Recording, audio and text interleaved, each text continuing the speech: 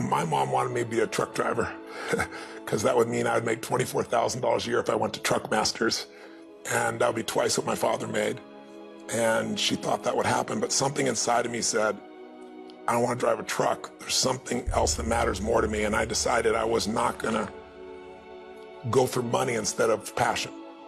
And the rewards have been pretty amazingly better than being a truck driver. It's not bad being a truck driver, it's just not what I was after.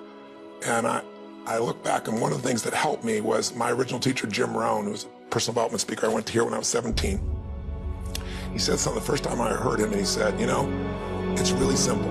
If you want life to change, you got to change. If you want life to be better, you've got to get better. It's the only way it happens.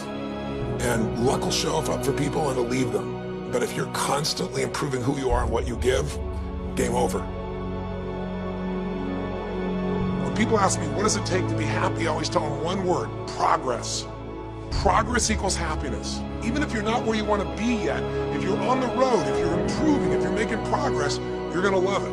You're going to feel alive. On the other hand, it doesn't matter how successful you are. If you stop growing, you start dying inside.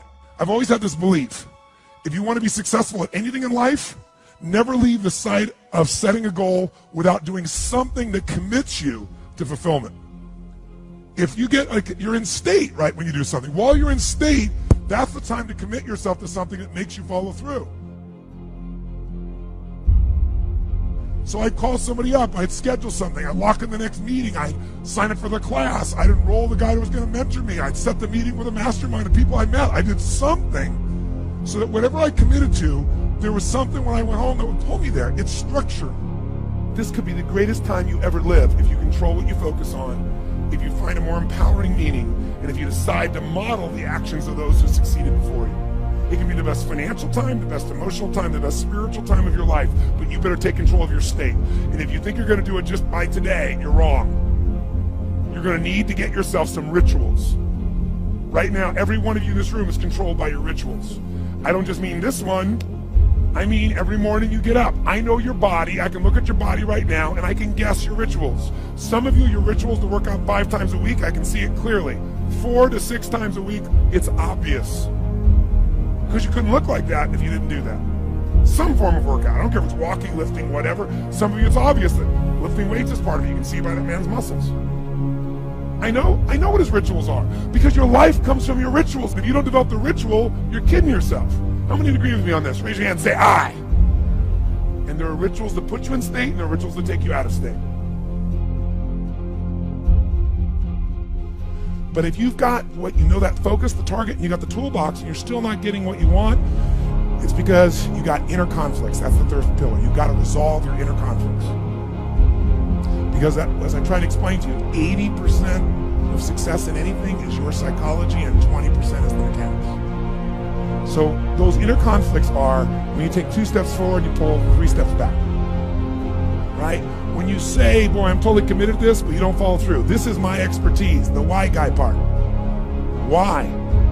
Why do you keep saying you want this? You have crystal clarity, you have the tools, and you're still not getting it? There's a conflict in you.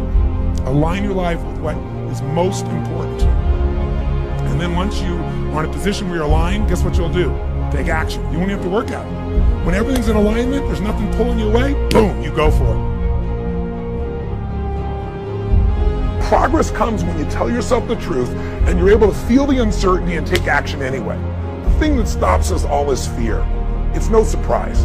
Fear of failure, fear of rejection, fear of the unknown, fear of not looking good. And that fear we could translate into the simple thing of uncertainty.